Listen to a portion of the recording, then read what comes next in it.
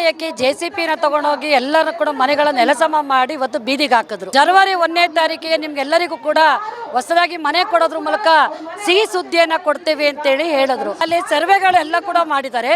ಯಾವುದೇ ರೀತಿಯಾಗಿ ಒಂದೇ ಒಂದು ಸಿಂಗಲ್ ಪರ್ಸನ್ ಹೊರಗಡೆ ಅವ್ರು ಯಾರು ಇರಲಿಲ್ಲ. ಬಿಜೆಪಿನವರು ನೀವು ಬಾಂಗ್ಲಾದಾರ್ ಇದ್ದೀರಾ, ಅವ್ರು ಇದ್ದೀರಾ, ಇವ್ರು ಇದ್ದೀರಾ, ಬಾಂಗ್ಲಾದಾರ್ ಯಾರಿದ್ದಾರೆ ಸರ್? ಕರ್ನಾಟಕದ ಹುಟ್ಟಿದಾರೆ, ಎಲ್ಲ ಪ್ರೂಫ್ ತಗೊಳ್ಳಿ ಹೇಳಿ. ಈಗ ಎಲ್ಲ ಕಿತ್ಬಿಟ್ಟು ನೀವು ಅಲ್ಲಿ ಹೋಗ್ರಿ ಇಲ್ಲಿ ಹೋಗ್ರಿ, ನಾವು ಹೋಗೋದಿಲ್ಲ. ನಮಗೆ ಹೋರಾಟಕ್ಕೆ ಬಂದಿದ್ದೀವಿ, ಹೋರಾಟ ನಡೆಸ್ಕೊಂಡು ಹೋಗ್ತೀವಿ.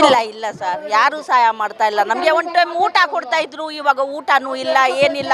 ಟಾರ್ಪಲ್ಗಳು ಹಾಕೊಂಡಿದೀವಿ, ಬಿಸಿಲಿಗೆ ಅದೆಲ್ಲ ಉರಿದೋಗ್ತಾ ಇದೆ.